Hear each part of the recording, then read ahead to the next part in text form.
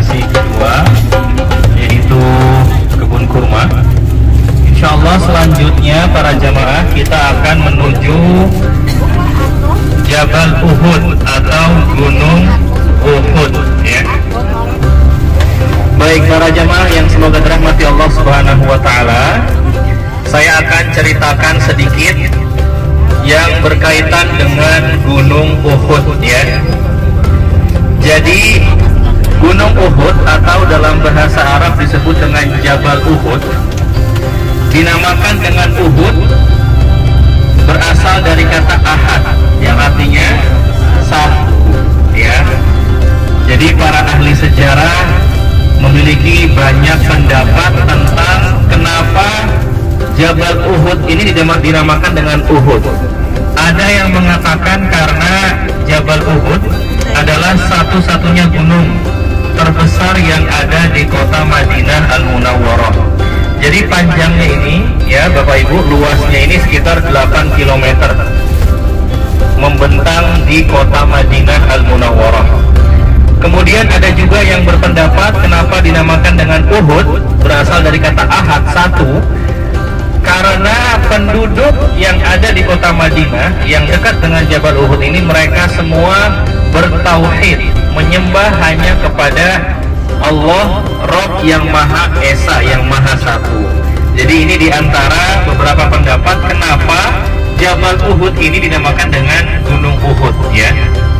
Kemudian para jemaah yang semoga dirahmati Allah Subhanahu wa taala, kata Nabi Shallallahu alaihi wasallam, Gunung Uhud ini adalah gunung yang insya Allah akan kita temukan di surga nanti. Ya, jadi sekarang kita melihat Gunung Uhud di dunia, insya Allah di surga nanti kita akan melihat Gunung Uhud ini juga. Kata Nabi, Uhud jabalun yuhibbuna wa nuhibbuhu. Uhud adalah gunung yang kita mencintainya dan Gunung Uhud pun mencintai kita semua. Jadi para jamaah, di kota Madinah Al-Munawwarah ini ada beberapa benda-benda surga yang disebutkan oleh Nabi Shallallahu alaihi wasallam. Di antaranya yang pertama ada Gunung Uhud. Yang kedua, kemarin kita sudah berkunjung ke dalamnya, sholat lalu memanjatkan doa di sana. Di mana? Raudhah. Kata Nabi Shallallahu alaihi wasallam, ma baina baiti wa minbari raudhatun min riyadil jannah. Sesuatu di antara rumah dan mimbarku itu ada taman di antara taman-taman surga. Jadi insya Allah para jamaah, Raudhah itu juga akan kita dapati, kita temukan nanti di dalam surga. Kemudian di antara benda-benda surga lainnya yang disebutkan oleh Nabi Shallallahu alaihi wasallam ada namanya Sumur Gors. Nah ini kita tidak berkunjung ke sana. Jadi saya ceritakan saja, ada di sini namanya Bi'r Gors, Sumur Gors, yang mana di dalam hadis diriwayatkan oleh Ibnu Majah disebutkan, jadi Nabi ketika mau wafat, beliau berwasiat agar beliau ini ketika wafat dimandikan dari air yang berasal dari air Sumur Gors. Nah, Sumur Gors ini juga di dalam hadis tersebut dijelaskan akan kita temukan di dalam surga nanti, Bapak Ibu. Jadi Masya Allah, itu sumur dari zaman Nabi sampai sekarang airnya masih mengalir. Nah biasanya jamaah pada ke sana pada mengambil air, ya. Disebutnya dengan Ainul Jannah, air mata surga. Ya tapi itu hanya air, tidak seperti air Zam-Zam, ya. Jadi tetap yang memiliki keutamaan hanyalah air Zam-Zam. Itu beberapa benda-benda surga yang disebutkan oleh Nabi Shallallahu alaihi wasallam bisa kita dapati di kota Madinah Al-Munawwarah ini. Kita lanjut kepada cerita Gunung Uhud para jamaah. Jadi Gunung Uhud ini juga memiliki keutamaan, diantaranya Nabi Shallallahu alaihi wasallam memberikan permisalan. Di dalam hadis Nabi bersabda, barang siapa yang melakukan sholat jenazah maka baginya pahala 1 qirot. Barang siapa yang menyolatkan lalu mengantarkan jenazah sampai ke kuburan dapat 2 qirot. Lalu para sahabat bertanya, apa yang dimaksud dengan qirot wahai Rasulullah? Kemudian Rasulullah bersabda, 1 qirot itu sebanding dengan 1 gunung Uhud. Jadi bayangkan Bapak Ibu, kita sekarang berada di tanah haram, hampir di setiap sholat 5 waktu, setelah sholat 5 waktu hampir ada sholat jenazah. Kita sholat jenazah ikut dapat pahala sebesar apa gunung Uhud. Entah di Nabawi ataupun di Masjidil Haram Mekah nanti sama. Jadi diusahakan setelah sholat 5 waktu zikir jangan langsung pulang, tetapi tunggu dulu. Biasanya hampir di setelah sholat 5 waktu akan diadakan sholat jenazah.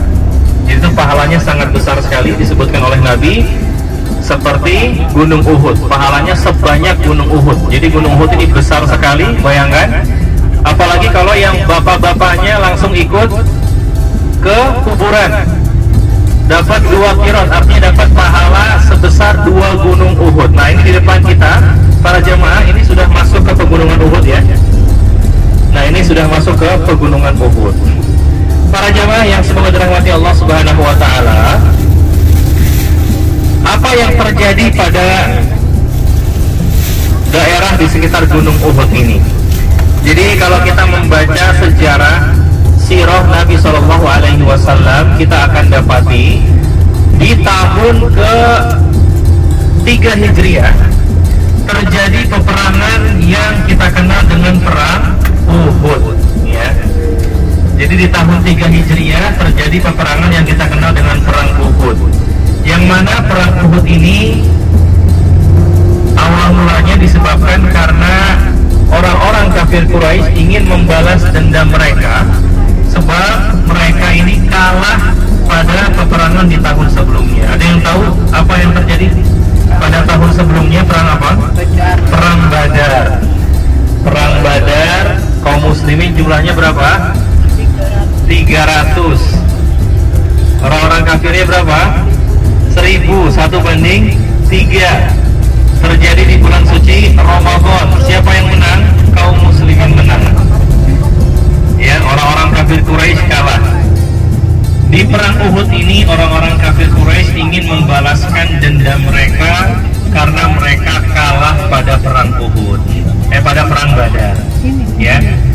Jadi pada perang Uhud ini diperselisihkan juga oleh para ahli sejarah tentang siapa yang menang. Ada yang mengatakan perang Uhud ini perang yang nanggung para jamaah. Tidak ada yang menang, tidak ada yang kalah. Ada yang mengatakan kaum muslimin kalah, dan ini pendapat yang lebih kuat. Jadi pada perang Uhud ini kaum muslimin menang atau kalah? Kalah para jamaah. Apa sebab kekalahan kaum muslimin? Insya Allah nanti saya akan ceritakan kalau sudah dibawa. Nah, di sebelah kanan kita ini masih gunung Uhud ya. Di belakang dari masjid, di depan itu ada menara masjid.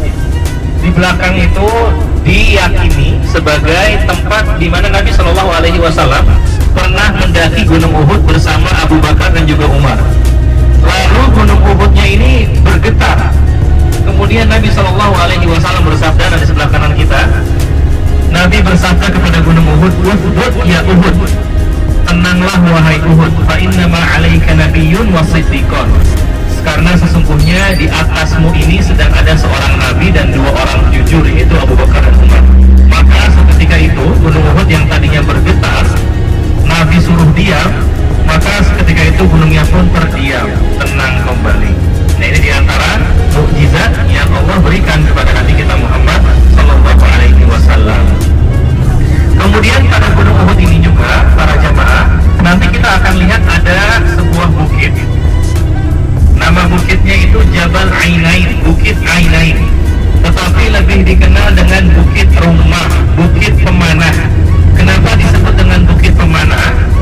Karena pada peperangan Uhud, Nabi Shallallahu Alaihi Wasallam meletakkan 70 orang sahabat untuk menjadi pemanah pada perang tersebut.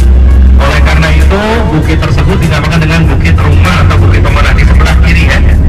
Itu banyak orang yang naik. Tapi nanti kita tidak usah naik ya, tidak perlu naik karena waktu kita juga mepet ya. Di sebelah kiri kita itu orang-orang banyak naik, itu adalah Bukit Rumah atau Bukit Pemanah.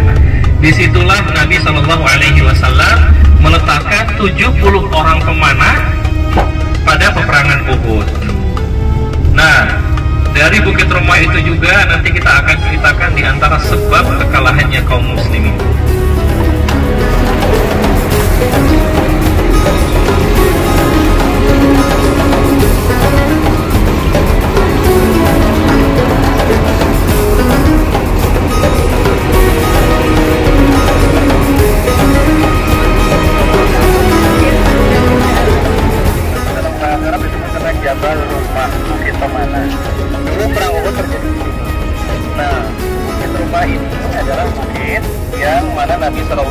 Wasallam meletakkan 70 orang pasukan pemanah untuk perang Uhud dari kaum muslimin. Jadi perang Uhud ini kaum muslimin pada awalnya jumlahnya berapa?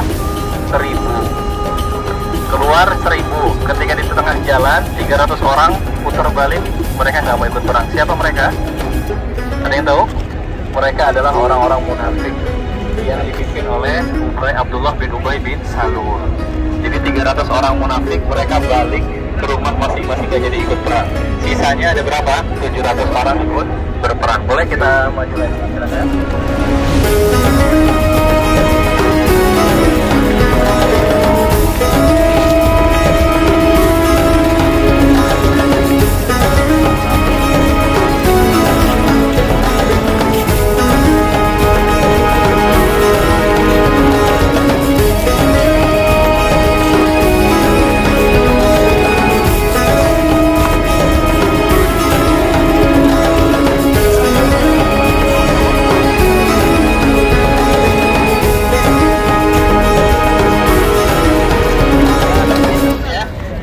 Hamzah namanya Wahsy. Apa pekerjaan Wahsy? Tukang tombak. Jadi Hamzah ini dibunuh oleh Wahsy. Wahsy ini dapat perintah khusus dari Hindun. Hindun memerintahkan Wahsy untuk nombak Hamzah. Kenapa Hindun benci sekali dengan Hamzah? Karena pada perang Badar Hamzah ini membunuh suaminya Hindun. Makanya pada perang Uhud dia dendam sekali. Maka Hindun memerintahkan Wahsy untuk nombak Hamzah. Ditombak dari jauh sampai ke jantungnya, diambil jantungnya, ya. Jadi sama Hindun itu diceritakan diambil jantungnya.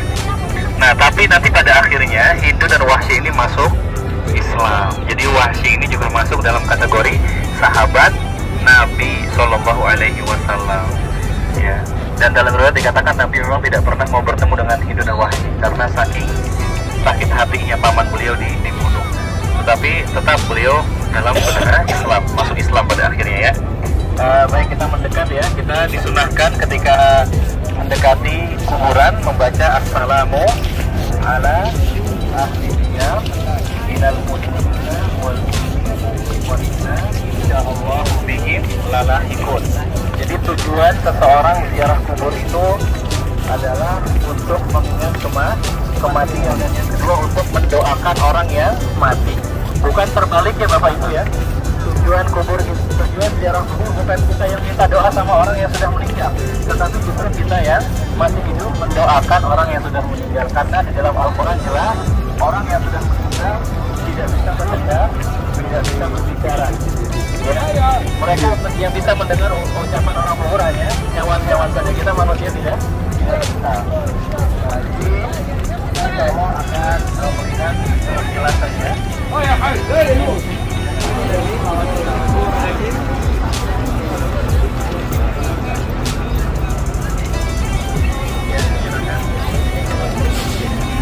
Kuburan para syuhada Uhud. Nah, di sebelah sana yang ada batu-batu itu diyakini sebagai kuburannya siapa? Hamzah bin Abdul Muthalib, pamannya Nabi Shallallahu Alaihi Wasallam. Jadi di sini diberikan panduan penting ziarah. Intinya tadi sudah kita sebutkan, kita ziarah kubur tujuannya dua: mengingat kematian dan juga untuk mendoakan orang yang sudah mati. Ini tujuannya, tidak ada tujuan lain. Jadi jangan dibalik, kita datang untuk meminta orang mati mendoakan kita, tidak bisa, ya. Orang yang sudah mati sudah beda alam dengan kita, sudah terputus segala amalannya di dunia. Jadi kita yang masih hiduplah yang membantu agar Allah Subhanahu wa taala memberikan rahmat kepada yang sudah meninggal, agar meringankan azabnya, agar memasukkan beliau ke dalam surganya. Nah, di sini disebutkan doanya assalamualaikum ahlan diyar minal mu'minin wal muslimin wa inna insyaallahu lalahikun. As'alullah lana wa lakumul afiyah. Yang artinya, ya, selamat kesejahteraan untuk ahli kubur dari kaum mukminin, kaum muslimin. Dan di sini apa? Ada kata-katanya wa inna insyaallahu lalahikun. Sesungguhnya kita juga semua akan menyusul mereka. Ya, kita di dunia ini adalah perjalanan yang singkat para jamaah. Insya Allah kita juga akan menyusul mereka meninggal dunia. Tinggal nunggu gilirannya, ya, tinggal nunggu waktunya. Lalu apa yang bisa kita lakukan dalam menunggu waktu kematian kita ini? Memperbanyak amal soleh. Ini adalah bekal terbaik yang akan kita bawa menuju kampung akhirat. Ya, di sebelah kanan ini adalah Jami Syuhada Uhud, Masjid Syuhada Uhud. Ini masjid ini baru dibangun ya, mungkin tahun 2013 atau 2014 ya, ini baru. Dulu nggak ada ya. Jadi ini Jabal Rumah, kemudian Gunung Uhudnya itu sebelah sana ya, membentang terus sampai sana. Ini adalah kuburan Syuhada Uhud. Baik.